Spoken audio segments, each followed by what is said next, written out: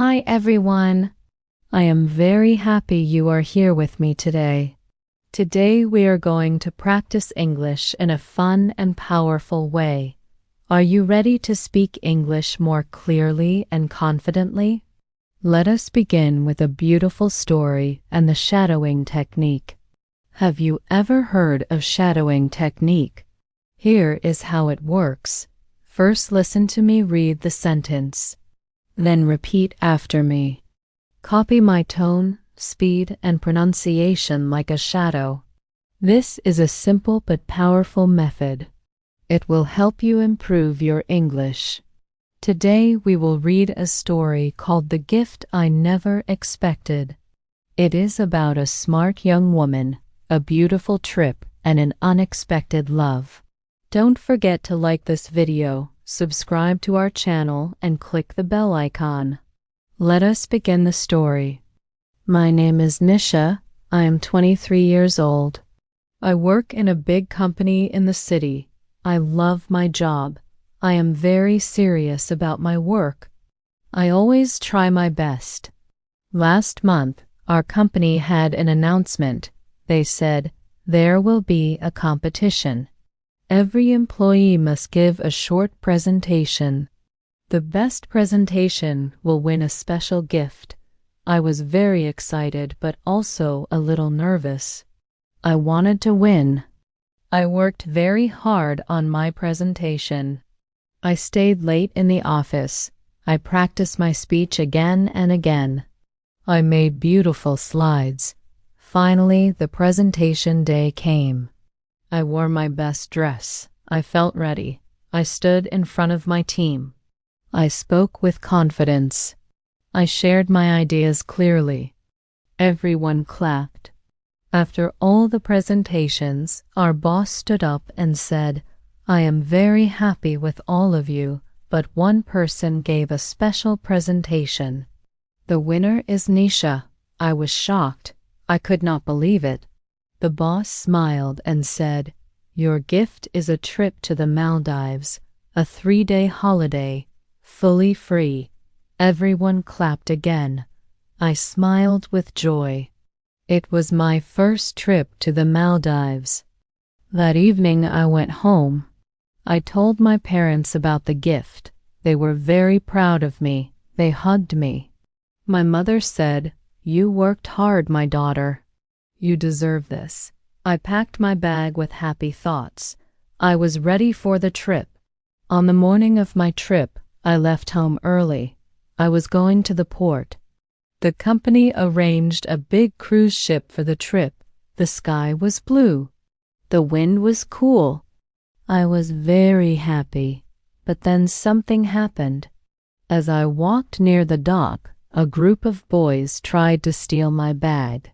I shouted for help. I was very scared. Then suddenly a young man ran to me. He shouted, leave her alone. He fought the boys. They ran away.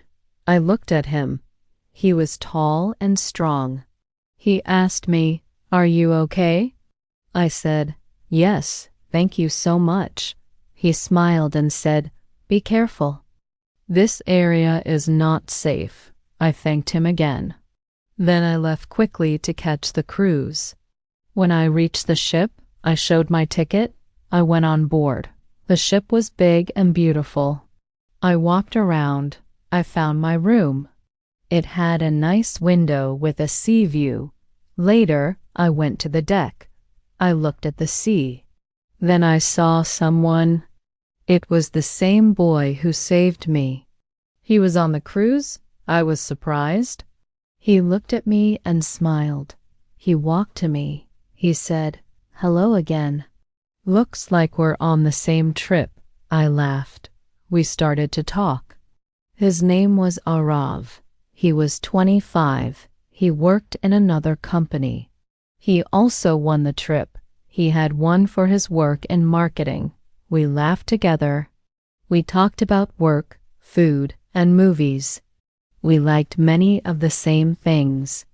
Soon we became friends, very good friends. The ship reached the Maldives the next morning. The sea was blue and clear. The air was fresh.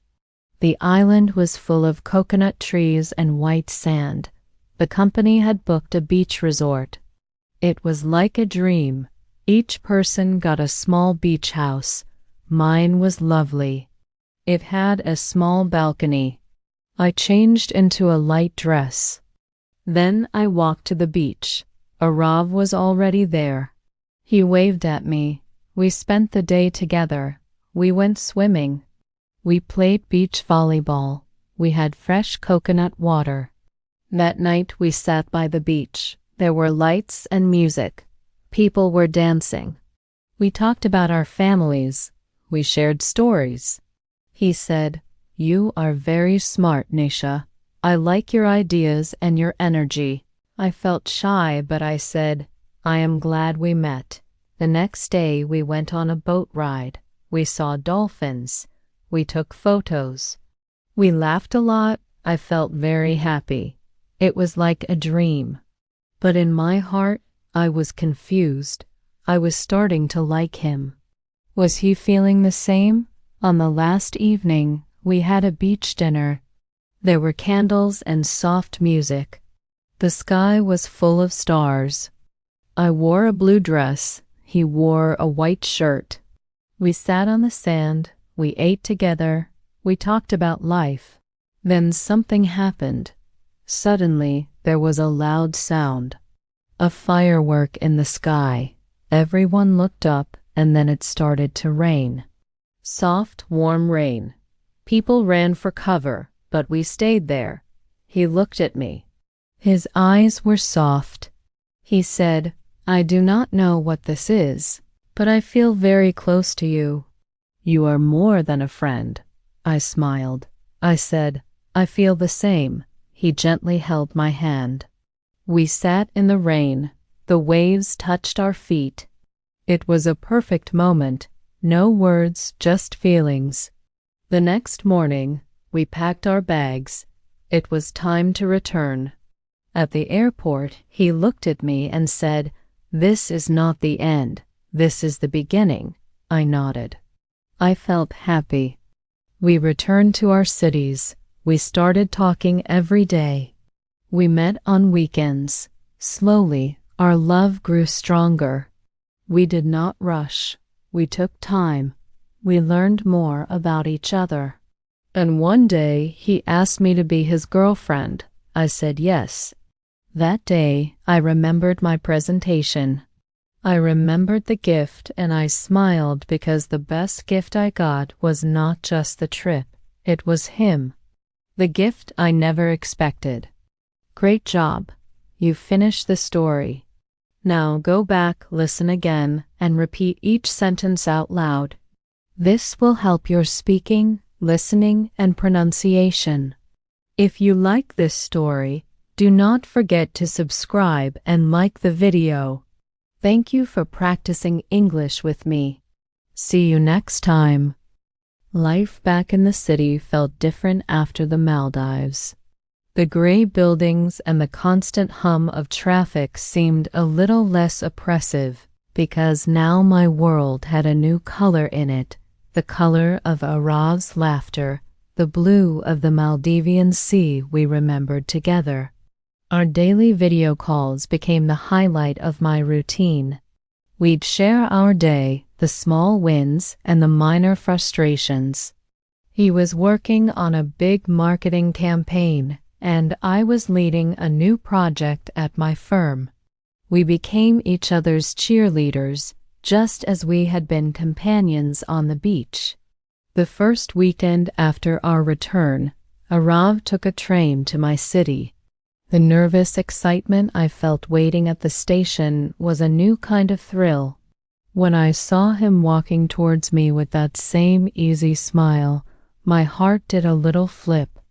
We spent the day exploring my city through a new lens. I showed him my favorite quiet bookstore, and he, in turn, dragged me to a quirky street food market he'd read about online. It was comfortable yet exhilarating. We were discovering each other's worlds, one weekend at a time.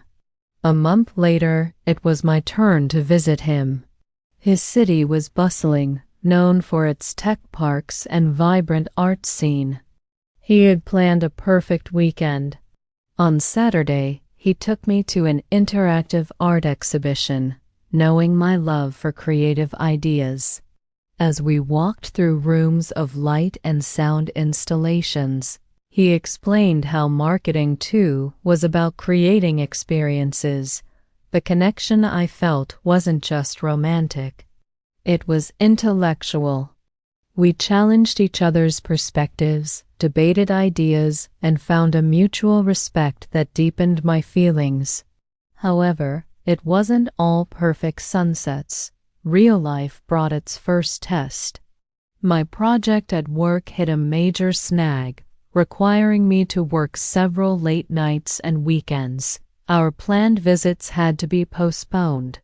I was stressed and exhausted, and I worried this new, fragile connection would fray. Arav, instead of being distant, surprised me. One particularly tough Wednesday, a delivery person arrived at my office with a warm dinner and a note, "Fuel for the brilliant mind. Don't forget to eat." It was a simple gesture, but it meant the world. It showed me his care was consistent, not just confined to paradise. Meanwhile, my parents began to notice a change in me. I was happier, more light-hearted. During a family dinner, my mother gently asked about the friend I visited so often. I told them about Arav, how we met, his kindness, his ambition. My father, a man of few words, listened intently and finally said, "A man who acts with courage to protect a stranger and with consistency to support someone he cares for has a good character." Their quiet approval was a gift in itself. As the seasons changed, so did our relationship. We celebrated 3 months since the Maldives with a picnic in a park halfway between our cities. It was there, under the shade of an old oak tree, that Arav shared his dream. He wanted to eventually start his own digital marketing agency, one focused on sustainable and ethical brands. "I want my work to mean something," he said, his eyes passionate.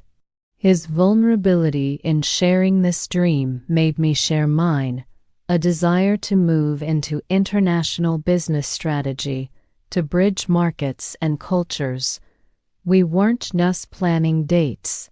We were sharing blueprints for our futures, and somehow those blueprints seemed to have space for each other.